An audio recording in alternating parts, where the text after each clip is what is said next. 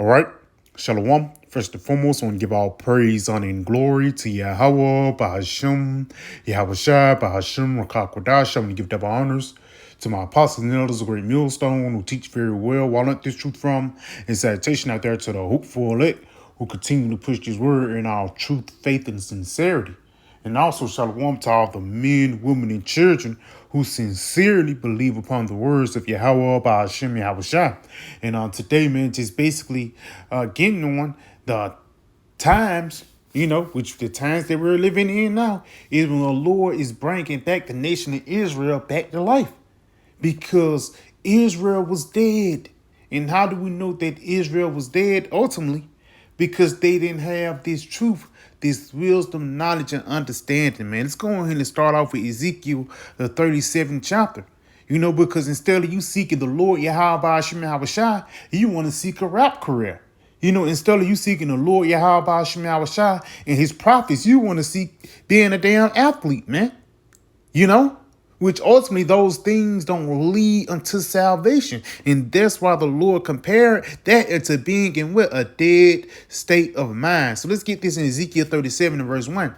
It says, the hand of the Lord was upon me and carried me out in the spirit of the Lord and set me down in the midst of the valley, which was full of bones. Now that valley is a representation of what? A low land. Basically being in a lower state, It's like you on the floor. Nah, yeah, you on the ground looking up at the floor, man. You ain't at the floor looking at the ceiling. You at the ground looking up at the floor. Ultimately you're in the pit, for the lack of better words. Matter of fact, let's get something to back that up. Let's go right here. This is the book of Isaiah.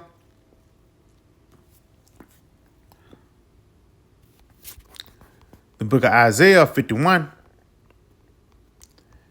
And I'm going to jump down to verse 14. It says, the captive exile hasteneth that he should be loose and that he should not die in the pit. And that's that valley that Ezekiel seen. Because again, that pit in that valley represents a lower estate. If you even look at the estate of Jake today, Jake just all drugged out, a lot of demons on him.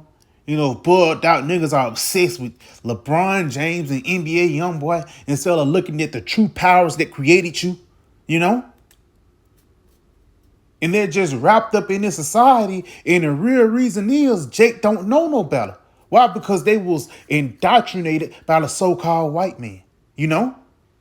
Let's go ahead and continue on though. It says, nor that his bread should fail. And that bread is the representation of what? Prophecy, man. The prophecy being fulfilled, like one of those prophecies that's being fulfilled right before our eyes is the waking up of the nation of Israel. So let's go back into Ezekiel 37 and verse 2. It says, and caused me to pass by them round about, and behold, there were very many in the open valley, and lo, they were very dry. And he said unto me, son of man, can these bones live? And I answer, O Lord, power thou knowest. So that was the Lord really being facetious, saying, Lord, can, hey, Ezekiel, can these bones live? Can they come back to life? And Ezekiel, knowing that Yahweh Ba'ashim Shai is a great power, knowing that he's a power way to pass your imagination, he basically pushed forth the wise answer. He said, thou knowest, man. Because he knew what was going on. Let's continue on. Again, he said unto me, prophesy upon these bones and say unto them, O ye dry bones, hear ye the word of the Lord. Yes, because ultimately, once you hear the words of Yahweh Ba'ashim Yahweh Shai, if you're a part of that number, ultimately it's going to be a reaction. And that chemical reaction is going to be that belief. Matter of fact, let's get some real quick.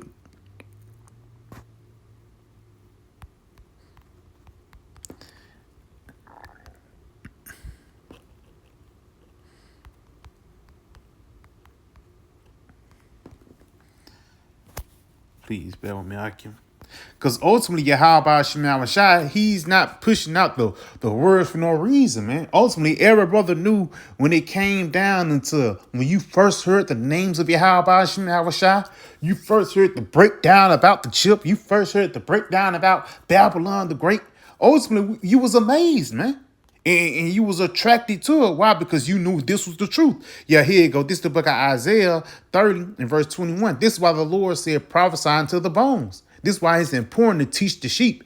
It says, in thine ears shall hear a word behind thee saying, matter of fact, let's get to a point. So like, I'm jump up, man. Get all the meat off of it. Because ultimately, again, the importance of teaching is really to bring people back to life. I ain't got to get it, but I can quote it. It says that in the book of it is on 1 Timothy or 2 Timothy, the 4th chapter, around the 16th verse. It says, when you preach this word, you can save yourself and also them that hear thee. Also says in the book of James, ultimately, they take the engrafted word, which is able to save your soul. So again, this has not fallen upon deaf ears. No, this word is an effect, man. Ultimately, this word is a lifeline for mercy. Continuing on, though, this is Ezekiel 30 and verse 20. And though the Lord give you the bread of adversity, yeah, that's that bread again popping up. Because in order for us to even receive the kingdom of heaven, we must go through hell. Our bread won't fail. For the lack of better words, the Lord give us the bread of adversity and the water of affliction. You're going to go through hell, yet not shall thy teachers be removed into a corner anymore, but thine eyes shall see thy teachers. So you're going to still see man prophesying, no matter what's going on, man. Why? Because it's work to do, and ultimately we ain't going to stop until the end comes. Like certain people want the apostle to retire so he can be over the nation of Israel. Not knowing you cannot retire from being a man of the Lord. Let's go ahead and continue on, though. It says, in thine ears shall hear a word behind thee. So when you first heard this word from a teacher, it was a word that came behind thee saying, this is the way. When ye turn to the right hand and when ye turn to the left. Read this again. I'm going to get this in the CSB, though. It says, and whenever you turn to the right or to the left, your ears will hear the command behind you. This is the way, walk in it. So basically, this is the way of what? The way of life. That's why Yahweh Shai even said, I am the way, the truth, and the life. No man can come unto the Father but by me, man. And again, we was in a dead estate. And the Lord brought us back to life by pushing forth this word, this wisdom, knowledge, and understanding, which gave us their spiritual CPR to wake up and praise him. That's like you drowning and somebody jump in the water and give you that CPR. You coughing and everything. You ain't going to be mad and jump back into the pool. No, you're going to thank that man for your life, man. Go ahead and continue on, though. Let's go back into this Ezekiel 37 and verse 4. It says, and again, he said unto me, prophesy upon these bones, and say unto them, O ye dry bones, hear the word of the Lord. Thus saith the Lord power unto these bones, behold, I will cause breath to enter unto you, and ye shall live. Yeah, so we all aspire to be an athlete or a rapper or entertainer or actor, for the lack of better words, or anything of this world's sakes. But guess what? When this word came, guess what? We came back to life. Matter of fact, he even tells us that in the book of Adam. It tells us that in Genesis with Adam. It says what? The Lord gave Adam the breath of life, and Adam became a living soul, man. So we was really dead until we came into this truth. Let's go ahead and continue on, though, because again, the reason or for the lack of better words, the diagnosis to know that you're dead is you not worshiping the Lord and in faith and truth. And this is simple than just calling upon JC and shaking and jiving up and down the aisles. No, that calling upon the Lord by his real name and believing upon his prophecies and ultimately believing upon his name, because the Lord set these people up, man. Let's go ahead and continue on, though. It says, and I will lay sinews upon you and will bring flesh upon you and cover you with skin and put breath in you, and ye shall live, and ye shall know that I am the Lord Yahweh Shai. So when this word came and this truth came, guess what? We came back unto life. Let's go ahead and get some real quick, and we're going to jump back into the Ezekiel, the 37th chapter. This is the book of Ephesians 2, and I'm going to chop there verse 1. It says, and you have the quickened who were dead in trespasses and sins. Now let's get this word quickened real quick just for edification's sake, man. I guess Esau gonna do it like that. I thought it was on the blue letter, but Esau gonna do it like that. We'll just yeah, this that word quicken. It says to give or restore vigor or activity. Yes, because Israel was dead. You know, you go into the rulerships of Solomon, the rulerships of David, the times when Israel was close unto Yahweh by Shemaiah Shai, and then you compare that into the times now, man, it's day and night. But ultimately we're coming back into their state by the men that's on the highways and byways preaching his word, man, returning back unto the Lord. That remnant. Because the Lord, he don't need everybody this time. Like he brought everybody out of Egypt into the wilderness. No, he's only going to bring a remnant this time, man. Let's go ahead and continue on though. It says to revive, restore unto life. So again, we was once dead, but the Lord restored us unto life. This is the book Ephesians 2 and verse 1. It says, and you have the quickened who were dead in trespasses and sins, wherein in time past you walked according to the course of this world, according to the prince of the power of the air. Yes, you was going into the avenues that Esau gave you. A rapper, an actor, an entertainer. And you might can be a lawyer, brother. Not a Levite, but you could be a lawyer. It says the spirit that now worketh in the children of disobedience. Yes, because ultimately that's what Esau wants you to follow. Basically him setting you up, whether it even be you being a lawyer or even you being a high governing official. What he really wants you to do is to disobey the Most High, man. And how do we want you to disobey the Most High? One of the major ways is you taking that C-hip, man. You taking that CHIP. He wants you to commit adultery. He wants you to eat pork. He wants you to sin. So ultimately, he's in the spirit of misery, love, company.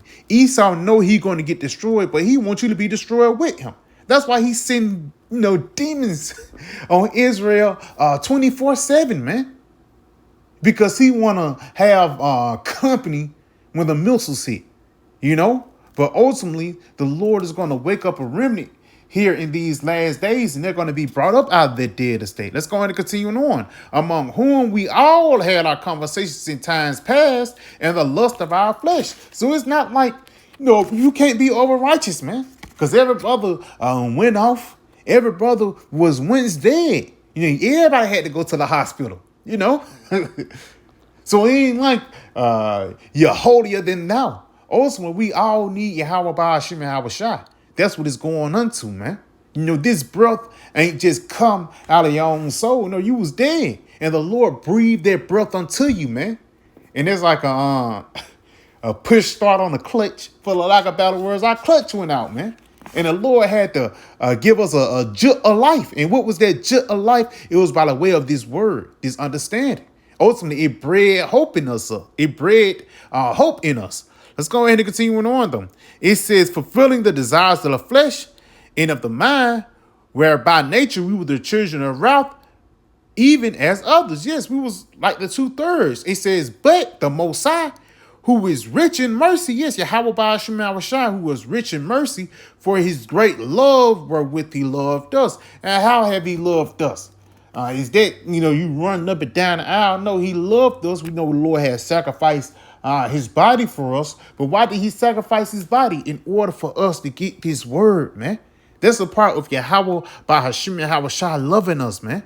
It says, let's go ahead and get another one real quick because we was all dead. We was all once in a dead state. If the Lord would have never did this sacrifice, we'll be under the rulership of the Romans forever.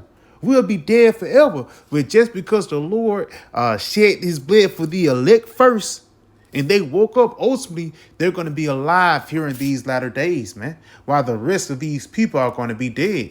Let's get this real quick. This is the book of Psalms 13 in verse let's start at verse 2. It says, how long shall I take counsel in my soul, having sorrow in my heart daily? How long shall mine enemy be exalted over me? And ultimately, that's basically how long shall we be in this world? How long shall we be in this pit or this valley? Going back into the Ezekiel 37 chapter. How long shall we be around dead niggas, man? Even these Latinos, they wicked too, man. They worse than Jake in certain sense, man. You know, two sides of wickedness on each coin, but at the same time, Yahweh Ba'ashim Yahushua have set up the elect, you know, to ultimately hope to be over our enemies, man, or hope to be out of this wicked society. Let's continue on. It says, consider and hear me, O Lord, my power. Lighten my eyes. Yes, give us this truth. Least I sleep the sleep of death. And that sleep of death is talking about you not having his word, you not having his truth, and ultimately you back in the world. Because once you in the world, you can't worship Yahweh Ba'ashim Yahushua because other things are on your mind.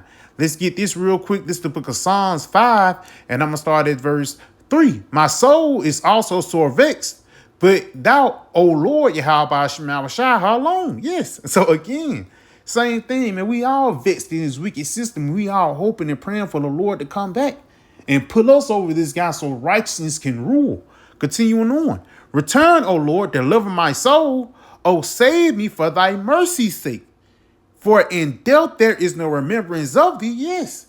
Telling you how these 2/3, by the way, of Farrakhan, Joel Osteen, and T.D. Jakes, and all these people that were set up, they want you to forget about Yahweh Ba'ashim Yahushua. That's the diagnosis of you being dead. You don't even know the name. You don't even want to say it. Continuing on.